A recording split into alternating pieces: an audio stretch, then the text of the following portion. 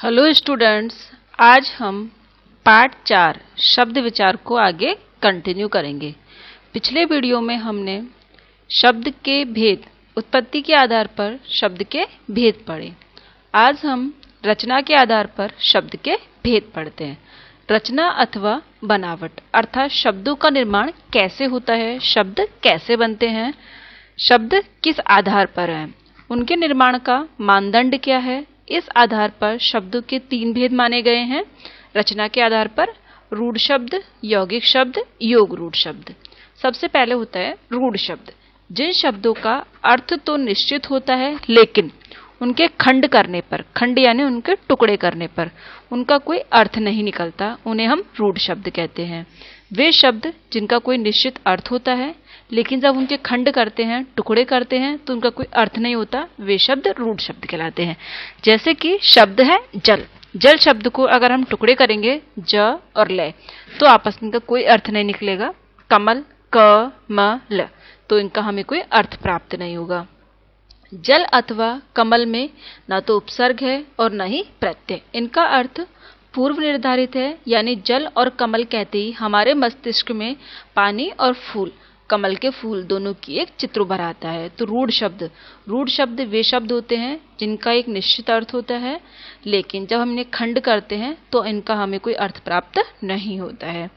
यौगिक शब्द वे शब्द होते हैं जो एक से अधिक शब्दों अथवा वाक्यांशों के योग से बनते हैं। जो शब्द एक से अधिक शब्दों अथवा वाक्यांशों के योग से शब्दांशों के योग से बनते हैं उन्हें हम यौगिक शब्द कहते हैं। इनमें उपसर्ग, प्रत्यय आदि का योग होता है। यौगिक शब्द जिन शब्दों के मेल से बनते हैं उन्हें अलग करने पर भी उनके अर्थ प्रकट होते हैं। रूढ़ शब्द में तो एक निश्चित अर्थ होता है, जब हम उन्हें अलग करते हैं, टुकड़े करते हैं तो उनका कोई अर्थ प्राप्त नहीं होता।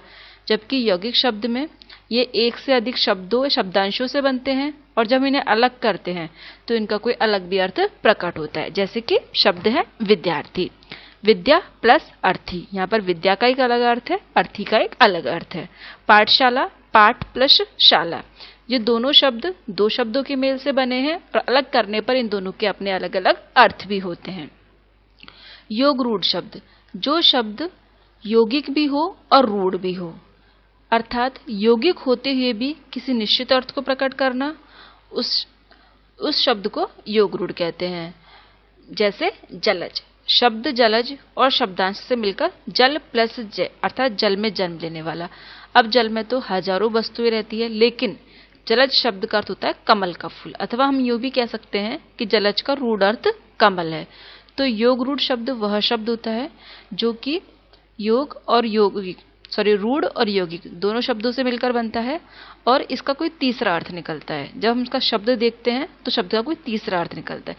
जैसे एग्जाम्पल दशानन शब्द को जब हम बोलेंगे तो इसका तीसरा अर्थ रावण निकलेगा।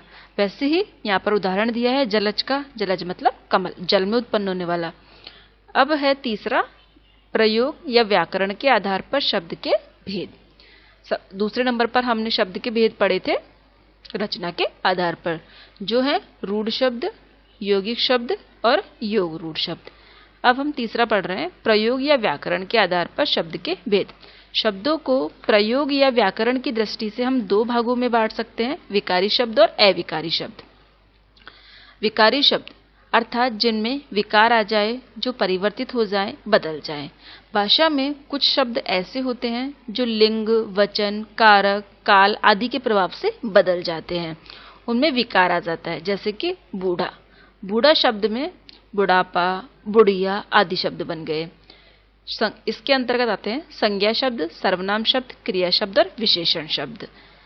ये जो विकारी शब्द होते हैं इसके अंतर्गत संज्ञा, सर्वनाम, क्रिया और विशेषण आता है। विकारी शब्द लिंग, वचन, कारक आदि के कारण परिवर्तित हो जाते हैं। इसका सबसे पहला एग्जाम्पल है संज्ञा। तो हम संज्ञा को देखते हैं। संज्ञा अर्थात किसी का नाम, किसी व्यक्ति, वस्तु, स्थान अथवा भाव के नाम को हम संज्ञा कहते हैं। जैसे कि मानव, कार, आगरा, खुशी। मानव एक व्यक्ति का नाम है, कार एक वस्तु का नाम है, आगरा एक जगह का नाम है, खुशी एक भाव का नाम है। संज्ञा के मुख्य रूप से 3 भेद होते हैं, व्यक्तिवाचक संज्ञा, जातिवाचक संज्ञा और भाववाचक संज्ञा। इसके सेकंड है सर्वनाम, अर्थात सबका नाम। जब संज्ञा के स्थान पर संज्ञा के लिए ही किसी और शब्द का हम प्रयोग करते हैं तो सर्वनाम कहते हैं, जैसे कि वह, हम, तुम, आप आदि। सर्वनाम के 6 भेद होते हैं: पुरुषवाचक, निश्चयवाचक, अनिश्चयवाचक, प्रश्नवाचक, संबंधवाचक और निजवाचक। उसके बाद है संज्ञा के संज्ञा, सर्वनाम और क्रिया। अब हम पढ़ेंगे क्रिया। क्रिया क्रि धातु से होने के अर्थ में। जिस शब्द से किसी काम के करने या होने का पता चले उसे हम क्रिया कहते हैं, जैसे खाना, पीना, उड़ना, आना, जाना, जो भी हम कार्य करते हैं वो हमारी क्रिया है।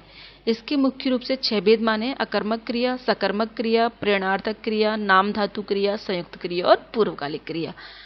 फिर है विशेषण, अर्थात विशेषता बताने वाला। जिस शब्द से संज्ञा या सर्वनाम शब्द की विशेषता पता चलती है उसे हम विशेषण कहते हैं, जैसे कि समीर गोरा, लंबा और सुंदर है। तो यहाँ पर गोरा, लंबा, सुंदर ये सभी शब्द क्या विशेषण है, किसी की विशेषता बता रहे हैं। विशेषण शब्दों के 4 भेद होते हैं: गुणवाचक शब्द, संज्ञावाचक शब्द, परिमाणवाचक और सार्वनामिक विशेषण। इस प्रकार से विशेषण के 4 भेद: गुणवाचक, संख्यावाचक, परिमाणवाचक और सार्वनामिक विशेषण। इन सभी के बारे में हम विस्तृत रूप से आगे के लेसन्स में पढ़ेंगे, यहाँ सिर्फ हम इनका संक्षिप्त में अध्ययन करेंगे। नेक्स्ट है अविकारी शब्द। हमने पढ़ा विकारी शब्द। विकारी शब्द संज्ञा, सर्वनाम, क्रिया और विशेषण होते हैं। अविकारी, अविकार अर्थात विकार रहित, परिवर्तन रहित, जिसमें परिवर्तन हो जाए। विकारी शब्द जिसमें परिवर्तन ना हो।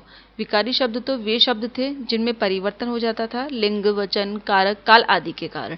लेकिन अविकारी शब्द वे शब्द होते हैं जिनमें कोई परिवर्तन नहीं होता, जैसे वो सभी दशाओं में एक समान रहते हैं। वे शब्द जो लिंग, वचन, कारक, काल आदि के कारण परिवर्तित नहीं होते, नहीं बदलते, हमेशा एक ही दशा में रहते हैं, उन्हें हम अविकारी कहते हैं। जैसे शब्द है धीरे धीरे।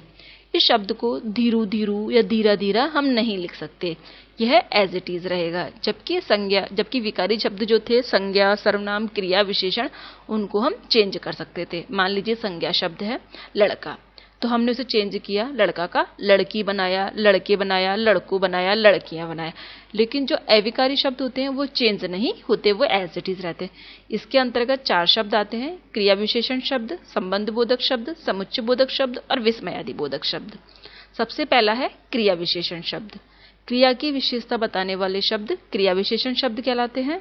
वे शब्द जो क्रिया की विशेषता बताए कि क्रिया कहाँ, कब, कैसे और कितनी मात्रा में हो रही है, उसे हम क्रिया विशेषण कहते हैं। जैसे कि मीनाक्षी धीरे धीरे चलती है, तो मीनाक्षी कैसे चल रही है, क्रिया कैसे हो रही है, धीरे धीरे, इसलिए यह क्रिया विशेषण होगा। इसके भी 4 भेद: कालवाचक, रीतिवाचक, स्थानवाचक, परिमाणवाचक।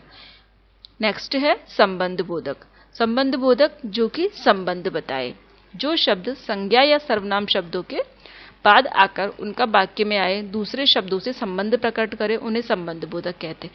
जैसे कि सीता राम के बिना, तो यहाँ पर के बिना शब्द जो है यह संबंध बोधक शब्द है। सीता राम के बिना नहीं रह सकी, यहाँ सीता का राम से संबंध स्थापित कर रहा है, अतः यह संबंध बोधक है। नेक्स्ट है समुच्चय बोधक, जो जोड़े। इन्हें योजक भी कहते हैं। योजक वे शब्द होते हैं जो 2 शब्दों को, वाक्यों को, वाक्यांशों को आपस में मिलाते हैं, जैसे कि विवेक और अर्पित। तो यहाँ पर जो और शब्द है यह है समुच्चय बोधक शब्द। वे शब्द जो 2 शब्दों, वाक्यों, वाक्यांशों को जोड़ते हैं उन्हें हम समुच्चय बोधक शब्द कहते हैं। इसके भी 2 भेद हैं: समानाधिकरण समुच्चय बोधक और व्याधिकरण समुच्चय बोधक। नेक्स्ट है विस्मयादि बोधक। विस्मय आदि भावों को प्रकट करने वाले शब्द विस्मयादि बोधक कहलाते हैं। जो शब्द आश्चर्य, विस्मय, हर्ष, शोक, लज्जा, घृणा आदि मनोभावों को प्रकट करते हैं उन्हें हम विस्मयादि बोधक शब्द कहते हैं। जैसे कि आहा कितना सुहावना मौसम है। यहाँ पर जो आहा शब्द है यह एक हर्ष को प्रकट कर रहा है, इसलिए यह विस्मयादि बोधक शब्द है। तो हमने पढ़ा शब्द के रचना के आधार पर भेद और शब्द के हमने रचना के आधार पर भेद पढ़े और प्रयोग या व्याकरण के आधार पर पढ़े।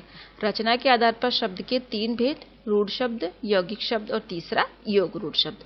प्रयोग या व्याकरण के आधार पर शब्द के हमने दो भेद पढ़े, विकारी शब्द और अविकारी शब्द। विकारी शब्द के अंतर्गत संज्ञा, सर्वनाम, क्रिया विशेषण आते हैं जो कि लिंग, वचन, काल आदि के कारण चेंज होते हैं।